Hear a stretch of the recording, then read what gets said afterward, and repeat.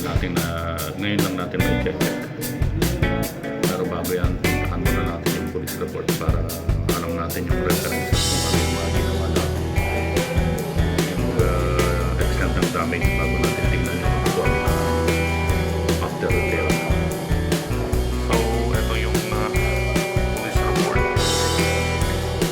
Ito yung sasakyan natin. Binanggat na ng isang Nissan Civilian. So, isang Toyota Hilux. So, ito yung pinaka-damage ng check natin. Bali, yan yung pinaka-police report. Stay tuned mga parts. Puntahan natin yung balikan natin yung video yung actual damage bago natin puntahan yung after repair para ma-quality yung check natin. Stay tuned. Sa uling pick up nabangga sa likod. Ay, PUP na yan, no? PUP na rin yung mga kapalodo. Mga luma na itong mga pick up na to, kahit dito yung PUP na rin.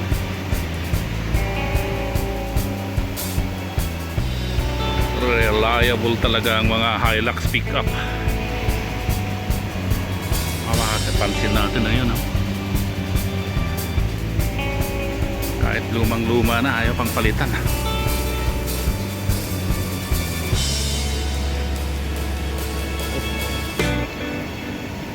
Ito yung damage, medyo malakas to, kakabangga nito.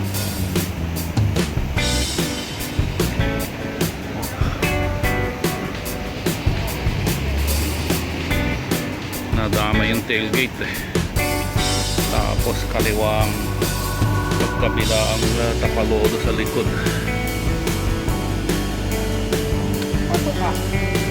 Malakas-lakas ang pagkakadama nito.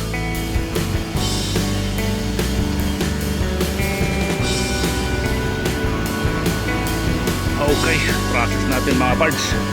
Friday ngayon, so hanggang 10:30 lang ako. Madalian ang trabaho ngayon nito para hindi na mapending dito. Good afternoon mga parts. Tingnan natin kung anong itsura naman ngayon yung ginawa ng Najamal Nasser Garage. Ito yung nagpapalis ng buo pagka may binigay tayo ng body repair sa kanila, tapos yung mga sticker kinukompleto na yung kung may kulang man yung sticker, kaya mahal-mahal kaya ng mga sticker. So tingnan natin kung anong ginawa niya ngayon dito mga parts. Panibago sa sakyan ulit mula doon sa Najim Al Nasser Garage. Ang bangga nito sa likuran, pero ikutan lang natin, baka may aberya na nangyari, hindi natin alam. So dito yung pinakaano niya, bangga niya dati. Ayun, yung tailgate niya dati nagkaroon ng dent dito somewhere here. Kaya makita nyo bagong pintura siya. Tapos yung buong rear bumper, magana naman ang mga ilaw. Yung tail light, light niya gumagana din. So yan. Okay, mukhang bago na naman. Pinalis ng buo. Tignan na lang natin ang alignment. Yeah, okay din naman.